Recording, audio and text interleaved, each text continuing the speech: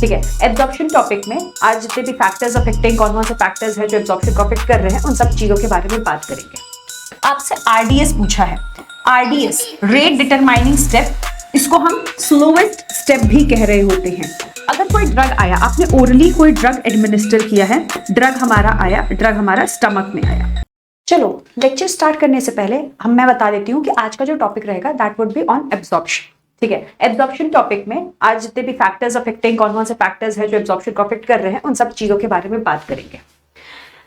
Lecture start हो रहा है, इससे पहले मैं आपको कुछ इंट्रोडक्शन पार्ट बता देती हूँ। जैसे कि अगर आपने फार्मेसी इंडिया मोबाइल ऐप को अभी तक देखा नहीं है, विजिट नहीं किया है, तो जरूर विजिट करना फार्मेसी इंडिया मोबाइल ऐप को, क्योंकि यहाँ पे कई सारे टेस्ट सीरीज, कई सारे कोर्सेज और कई सारी ऐसी इंफॉर्मेशन मिल जाएंगी। हो सकता है आपको पता ना हो और आपके लिए बेनिफिशियल हो, तो एक बार जरूर विजिट करना फार्मेसी इंडिया के मोबाइल ऐप को, जो कि आप डाउनलोड कर सकते हो प्ले स्टोर से, या फिर आप डिस्क्रिप्शन बॉक्स में भी मेंशन है इसका लिंक, वहां से जाओ, प्ले स्टोर पे लेके जाएगा, वहां से आप डाउनलोड कर दो।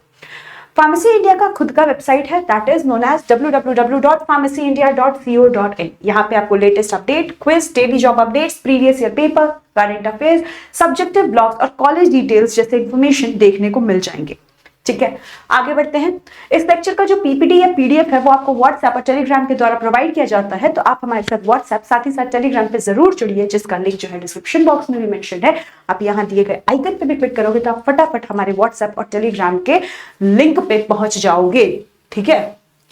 अब हमारे फार्मेसी इंडिया प्रो चैनल के अलावे 3 और अलग अलग चैनल्स प्रेजेंट है। एक है फार्मेसी इंडिया, जो कि मेन चैनल है हमारा। यहाँ पे आपको सारे कॉम्पिटिटिव एग्जाम्स की प्रिपरेशन कराई जाती है। सारे कॉम्पिटिटिव एग्जाम्स की प्रिपरेशन आपको फार्मेसी इंडिया चैनल पे कराई जाती है। यहाँ पे हमारे सबसे ज्यादा सब्सक्राइबर्स हैं, सबसे ज्यादा प्यार हमें इसी चैनल से मिल रहा है।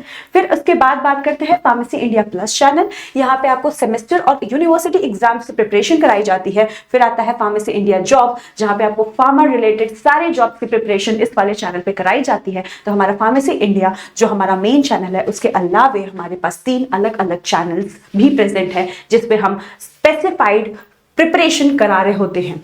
ठीक है, चलो शुरू करते हैं, मूव करते हैं अपने फर्स्ट क्वेश्चन पे। हमसे फर्स्ट क्वेश्चन पूछा गया है, which of the following is generally considered the rate limiting step for absorption of an orally administered drug from a solid dosage form. क्या बोला है कि आपसे आरडीएस पूछा है। आरडीएस रेट डिटरमाइनिंग स्टेप, इसको हम स्लोएस्ट स्टेप भी कह रहे होते हैं, स्लोएस्ट स्टेप भी कह रहे होते हैं। आरडीएस ऑफ रिएक्शन पूछा है, तो सबसे स्लोएस्ट स्टेप जो सबसे धीरे हो रहा होगा, ना के बराबर हो रहा होगा, उसको हम आरडीएस कहते हैं। आपसे पूछ रहा है rate limiting step of absorption. Absorption का रेट लिमिटिंग स्टेप या तो डिसोल्यूशन होगा या तो हमारा परमिएशन होगा, इन दोनों में से होगा। देखना है कंडीशन क्या गिवन है, of an orally administered drug from a solid dosage form, from a solid dosage form.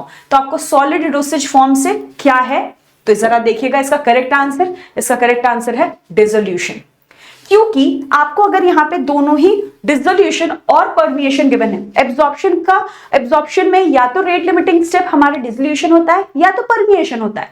लेकिन अगर आपसे ब्रॉडली पूछ लिया गया है तो आपको आंसर डिसोल्यूशन देना होगा, क्योंकि पहले ड्रग जो है वो डिसॉल्व होता है और फिर परमिएट होता है। ठीक है, तो जो प्राइमरी है, अगर ऑप्शन दोनों ही गिवन है तो जो प्राइमरी है उसको आपको आंसर करना पड़ेगा। ठीक है, तो हमारा करेक्ट आंसर हो जाएगा डिसोल्यूशन।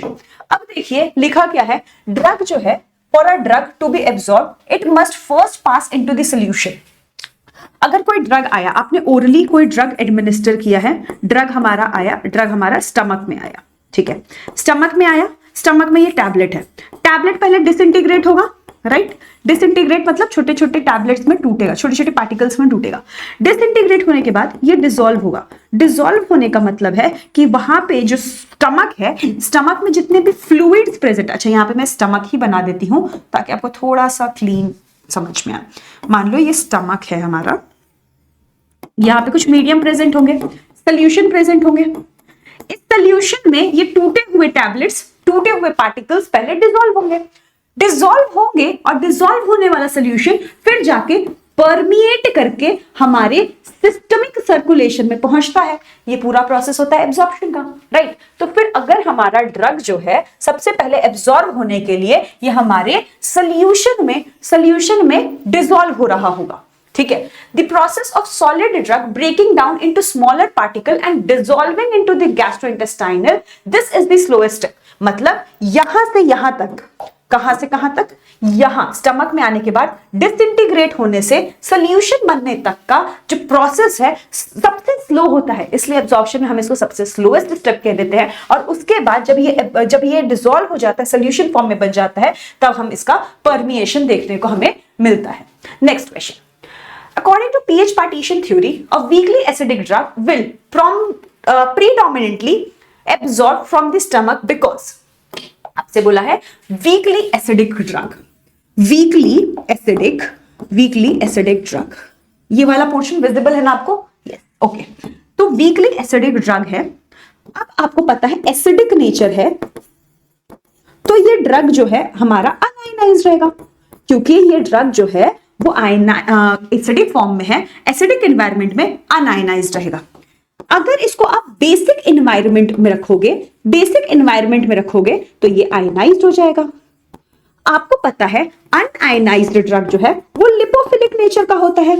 अगर वो लिपोफिलिक नेचर का है तो फिर यहीं से इसका परमिएशन होगा, मतलब यहीं से इसका एब्जॉर्प्शन होगा, ठीक है। अब यहां पे अगर आप देखोगे आयनाइज्ड ड्रग जो है हाइड्रोफिलिक नेचर का होता है, वहां से उसका एब्जॉर्प्शन नहीं हो पाएगा। मतलब कि अगर कोई ड्रग एसिडिक है अगर कोई ड्रग, तो उसको एसिडिक एनवायरनमेंट में रखोगे तभी वो एब्जॉर्ब होगा, है ना। तो अब एसिडिक एनवायरनमेंट कहां होता है बॉडी में? स्टमक में होता है। एसिडिक एनवायरनमेंट स्टमक में होता है, ठीक है। According to pH partition hypothesis, weakly acidic drug will predominantly absorb from the stomach because it exist in unionized most lipid soluble form, क्योंकि यहां पे वो अनआयनाइज्ड रहेगा, मोस्ट लिपिड सॉल्युबल फॉर्म में यहां पे वो प्रेजेंट है, ठीक है। समझ में आ गया ये बात?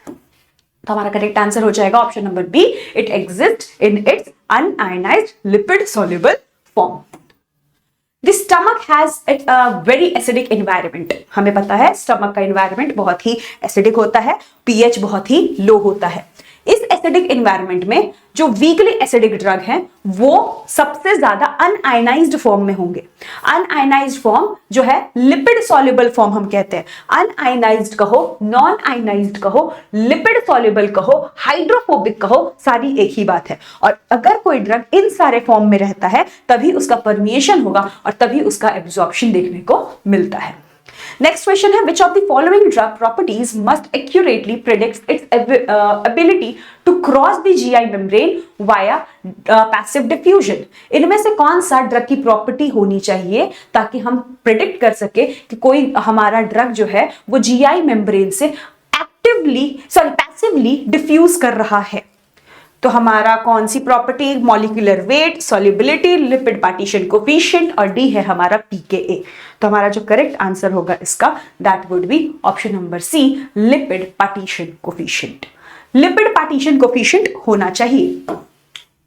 पैसिव डिफ्यूजन, अगर आपको पता है जितना ज्यादा ड्रग लिपोफिलिक होगा उतने अच्छे से वो मेम्ब्रेन से पैसिवली डिफ्यूज हो पाएगा। जितना ज्यादा लिपोफिलिक होगा उतना अच्छे से वो डिफ्यूज हो पाता है, ठीक है।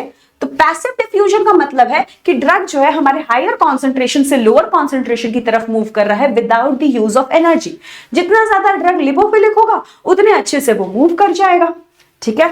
Lipid partition coefficient is a measure of drugs lipophilicity. जितना ज्यादा पार्टीशन कोफिशिएंट उतना ज्यादा ड्रग लिपोफिलिक, उतना ज्यादा उसका पैसिव डिफ्यूजन होने की एबिलिटी होती है, ठीक है। आगे बढ़ो। बीसीएस क्लासिफिकेशन किस चीजों पे बेस्ड है? बीसीएस क्लासिफिकेशन, देखो बीसीएस क्लासिफिकेशन होता क्या है, जो सारे ड्रग्स हैं उनको क्लासिफाई किया गया है एक क्लासिफिकेशन सिस्टम में, that is known as BCS classification.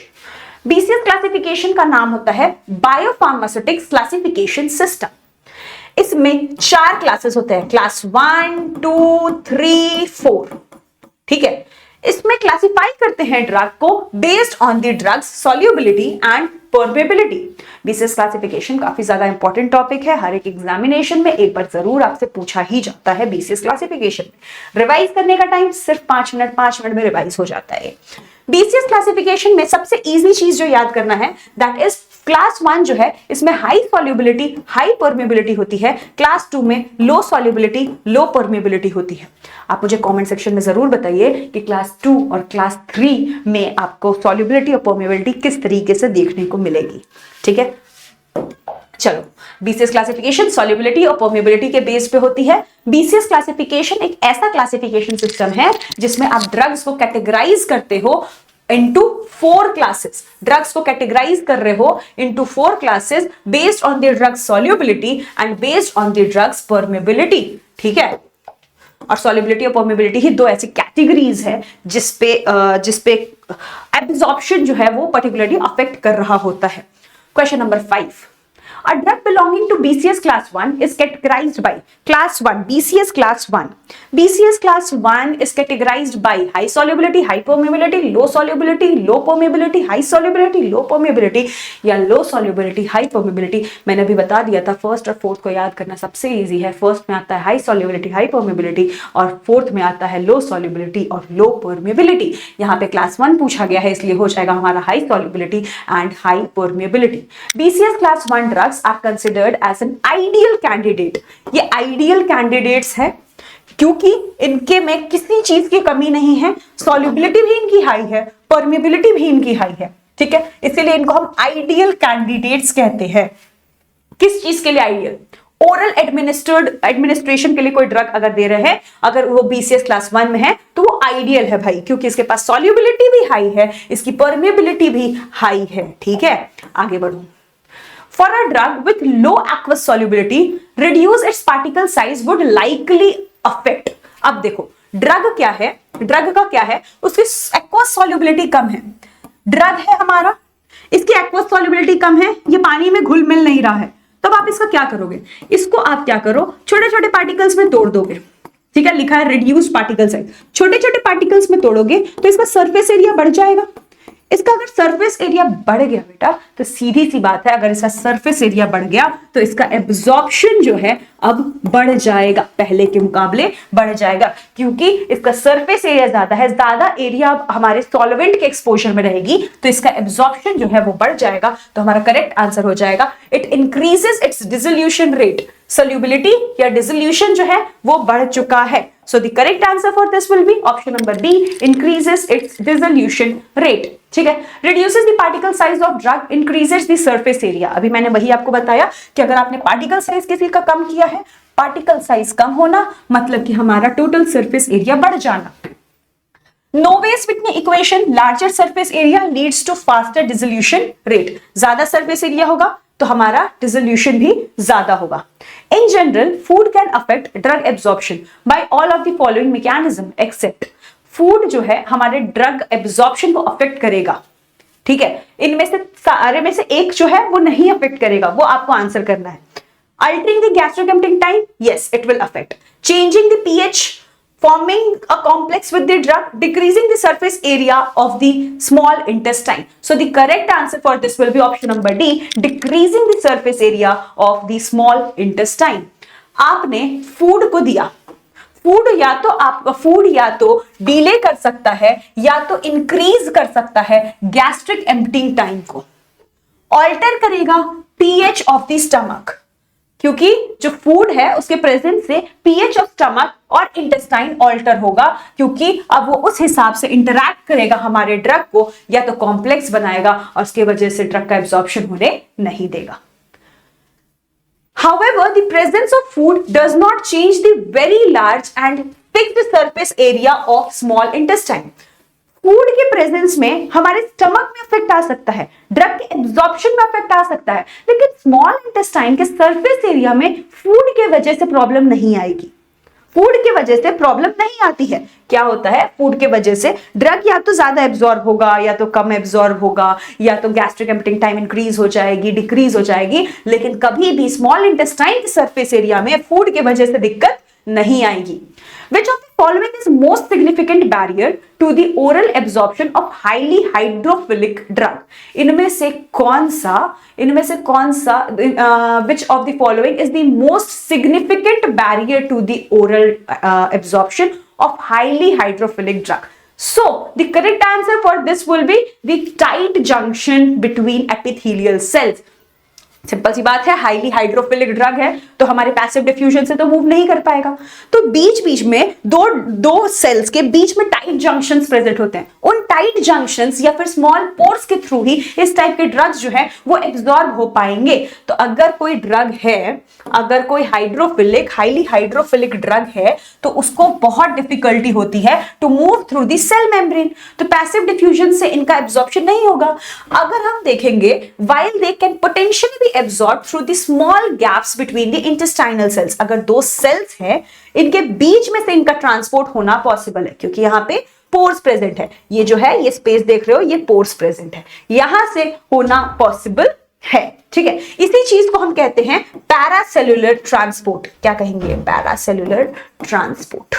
ठीक है, इसको हम कहते हैं paracellular transport. Next, the transfer of drug from the liver to the bile into the intestine and back into the circulation is known as, आपसे बोला है कोई ड्रग है वो हमारे लिवर से बाइल में एब्जॉर्ब होके गया और बाइल से इंटेस्टाइन में आया और ऐसे ही ये सर्कुलेशन घूम रहा है, तो इसको हम क्या कहते हैं? तो देखो, अगर आप देखोगे तो लिवर को क्या कहते हैं? हिपैटिक। लिवर को हम कहते हैं हिपैटिक और इंटेस्टाइन को क्या कहते हैं? एंट्रो, है ना? तो ये क्या हुआ? एंट्रोहिपैटिक सर्कुलेशन, एंट्रोहिपैटिक साइक्लिंग। ठीक है, इसके वर्ड से ही हमें पता चल रहा है लिवर से इंटेस्टाइन, इंटेस्टाइन से लिवर, ऐसे अगर घूम रहा है, साइक्लिंग हो रहा है, एंट्रोहिपैटिक साइक्लिंग, है ना? एक्सप्लेनेशन देख लेते हैं। This process involves the excretion of drug and it's metabolite into the bile. इनमें क्या है? लिवर जो है, सबसे पहले लिवर बाइल रिलीज करेगा, बाइल में ड्रग रिलीज करेगा।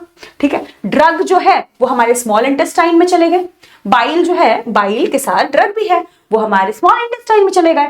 where the drug can be reabsorbed back to the bloodstream। क्या हुआ कि लिवर ने बाइल में ड्रग को रिलीज कर दिया।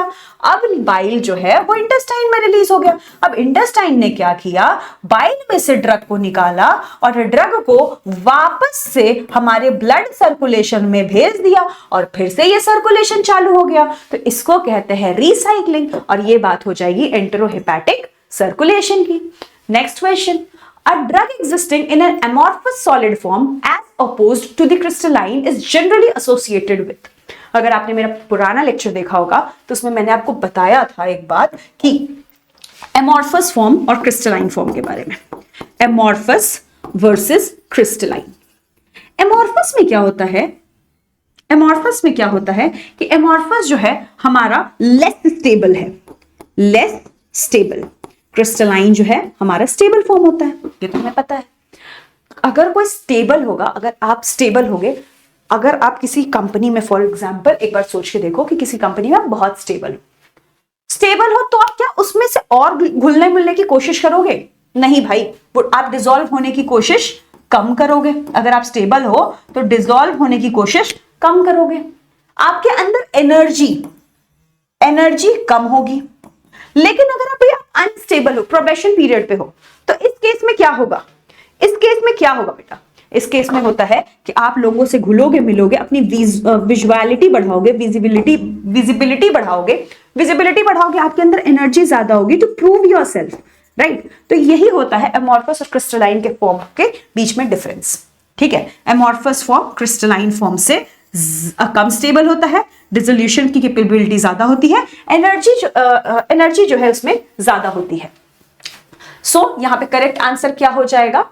Correct answer is higher solubility and dissolution rate. Amorphous form की सॉल्युबिलिटी और डिसोल्यूशन रेट जो है कंपेयर टू क्रिस्टलाइन फॉर्म ज्यादा होती है। एमॉर्फस सॉलिड जो है वो ऑर्डर्ड फॉर्म में नहीं प्रेजेंट है, डिसऑर्डर्ड फॉर्म में प्रेजेंट है। हाई एनर्जी स्टेट है इनमें, ये ज्यादा एक सॉल्युबिलिटी शो करते हैं, ज्यादा डिसोल्यूशन शो करते हैं। For a weakly basic drug, absorption from the GI tract is most likely to be favoured in. अगर कोई वीकली एसिडिक ड्रग है, आपको मैंने एक वीकली एसिडिक ड्रग के बारे में बता दिया था। अब मैं बताती हूं weekly basic drug. Basic drug है या तो वो एसिडिक पीएच में जाएगी या तो वो बेसिक पीएच में जाएगी, राइट। या तो वो एसिडिक पीएच में जाएगी या तो वो बेसिक पीएच में जाएगी। अगर बेसिक ड्रग है, वीकली बेसिक ड्रग है, बेसिक पीएच में अगर गई, बेसिक पीएच कहां होता है? इंटेस्टाइन में होता है। और एसिडिक पीएच कहां होता है? हमारा स्टमक में होता है। अगर वो इंटेस्टाइन में गई, बेसिक पीएच में बेसिक ड्रग जाएगी तो वो अनआयनाइज्ड रहेगी। अनआयनाइज्ड यहां रहेगी मतलब कि इसकी लिपोफिलिक नेचर रहेगी और यहीं से इसका एब्जॉर्प्शन होगा, ठीक है। अगर एसिडिक पीएच में आ गई, स्टमक में आ गई, तो यहां पे वो आयनाइज्ड हो जाएगी और अगर आयनाइज्ड हो जाएगी तो ये हाइड्रोफिलिक नेचर शो करेगी और यहां से इसका एब्जॉर्प्शन पॉसिबल नहीं हो पाएगा। तो अगर हमारा वीकली बेसिक ड्रग है तो वो सबसे ज्यादा एब्जॉर्प्शन जो है हमारे इंटेस्टाइन में शो करती है। अब इंटेस्टाइन में भी कहां पे? ड्यूडेनम में या फिर कोलॉन में। तो हमारा correct answer for this is option number B, that is duodenum. Intestine में भी मोर स्पेसिफिकली अगर आपसे पूछा जाएगा तो आपको आंसर करना है ड्यूडेनम, ठीक है। तो ये हो गया हमारा एक्सप्लेनेशन। सेम चीज यहां पे लिखी हुई है जो मैंने आपको अभी एक्सप्लेन किया। Noyes Whitney equation is used to describe the rate of. Noyes Whitney equation किस चीज के रेट को डिस्क्राइब करता है? एब्जॉर्प्शन, डिस्ट्रीब्यूशन, डिसोल्यूशन या disintegration. Correct answer for this is dissolution. Dissolution को एक्सप्लेन कर रहा होता है। नोवेस-विटनी इक्वेशन जो है वो आपको बता रहा होता है कि किस तरीके से सॉलिड सबस्ट्रेट जो है वो डिसॉल्व होता है हमारे सॉल्वेंट में।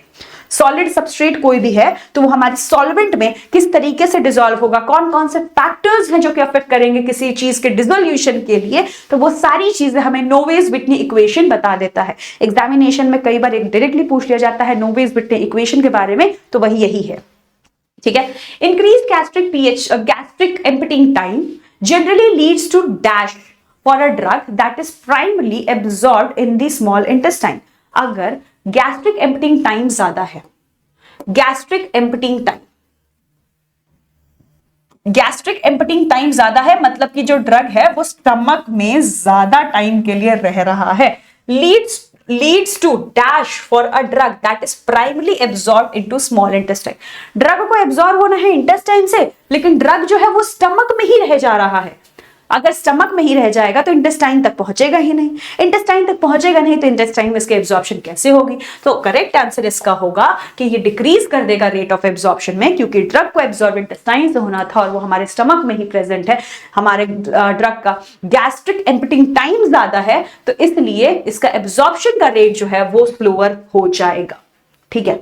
तो यहां पे लिख भी दिया गया है गैस्ट्रिक एम्पटिंग टाइम होता क्या है। गैस्ट्रिक एम्पटिंग होता है कि ड्रग जो है हमारे स्टमक से कितनी देर तक बाहर निकल रहा है। स्टमक से बाहर निकलना, जितनी देर से बाहर निकलेगा गैस्ट्रिक एम्पटिंग टाइम उतना ज्यादा होगा। तो अगर देर तक रहेगा तो वो इंटेस्टाइन तक नहीं पहुंच पाएगा। इंटेस्टाइन तक नहीं पहुंच पाएगा तो उसका एब्जॉर्प्शन जो है वो अल्टीमेटली जो है वो कम हो जाएगा, ठीक है। Next, efflux transporters such as PGP primarily affect drug absorption by PGP। देखो ये हमारा सेल है, ये हमारा सेल है, ये हमारा सेल का कह सकते हो पीजीपी ट्रांसपोर्टर है। पीजीपी ट्रांसपोर्टर होता क्या है? सबसे पहले अगर आप पढ़े होगे passive transport, active transport, transcellular transport.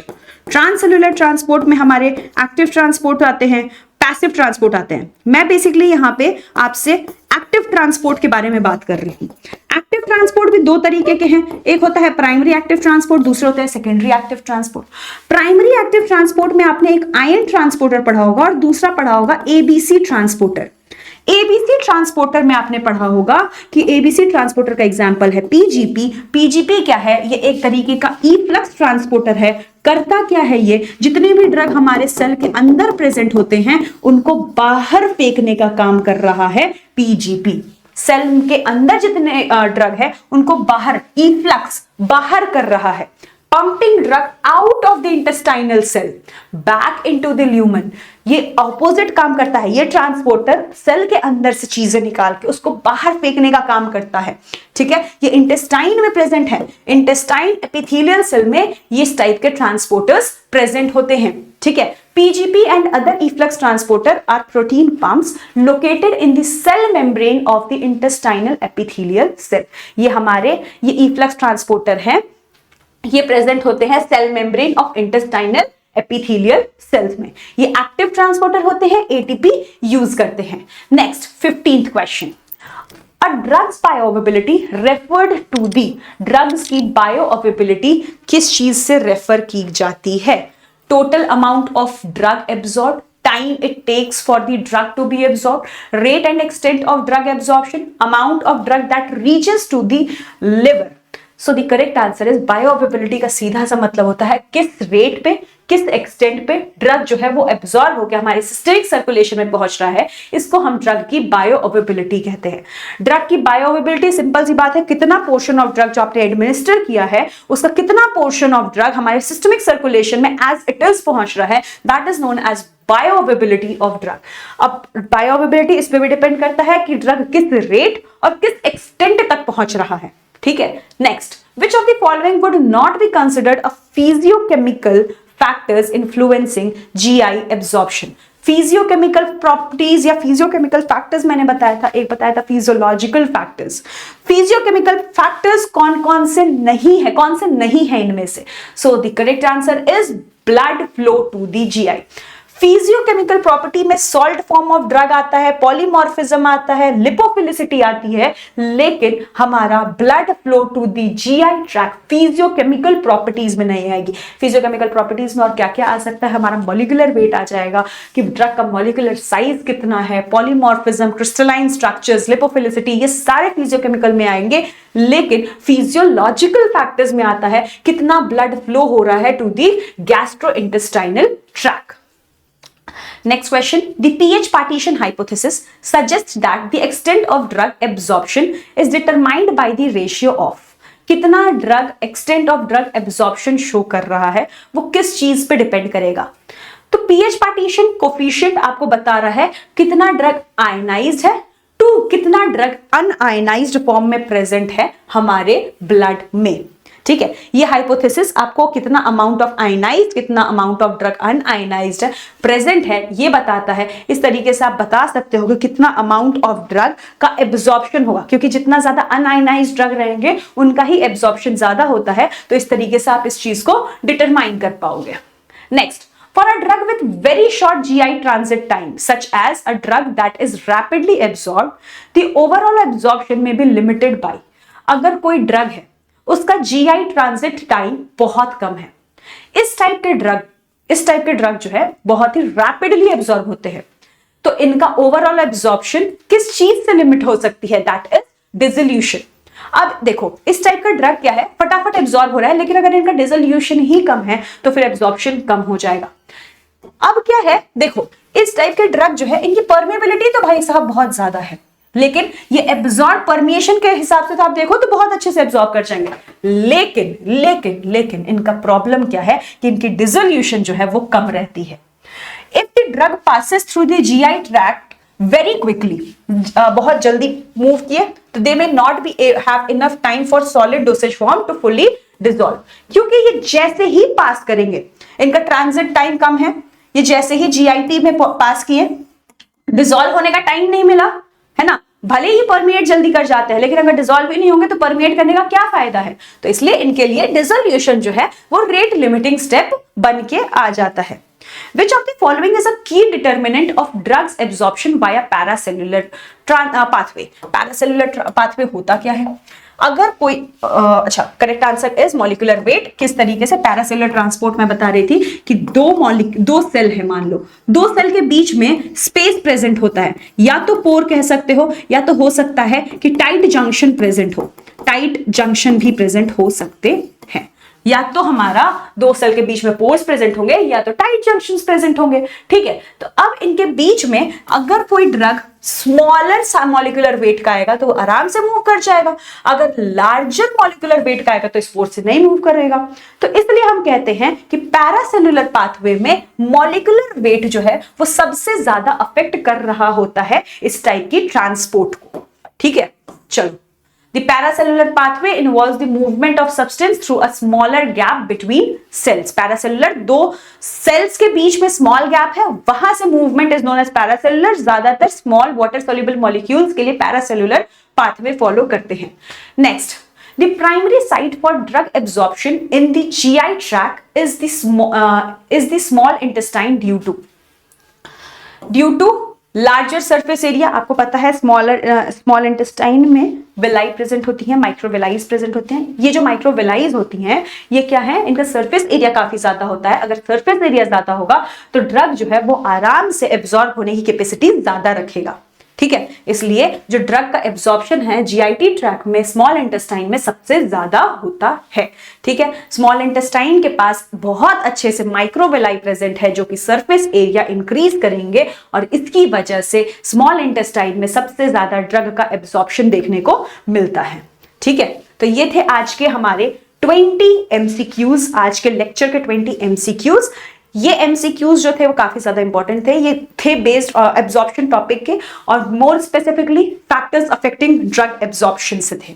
ठीक है, तो इन सारे एमसीक्यूज को अच्छे से रिवाइज करो, अच्छे से पढ़ो, एक्सप्लेनेशन सुनो और अगर कोई भी डाउट हो कमेंट सेक्शन में बताइए. और दूसरी तरफ जो आपको लगा कि कुछ नया सीखा है उसको अपने नोट्स में नोट डाउन करना ताकि एग्जामिनेशन में वो गलती दोबारा ना होने पाए. ठीक है, ओके, ठीक है, thank you so much, have a nice day. मिलते हैं नेक्स्ट लेक्चर में.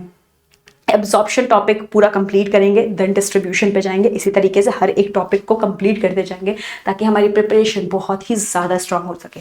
ठीक है, thank you so much everyone, have a nice day, all the best for your preparation. मिलते हैं नेक्स्ट लेक्चर में.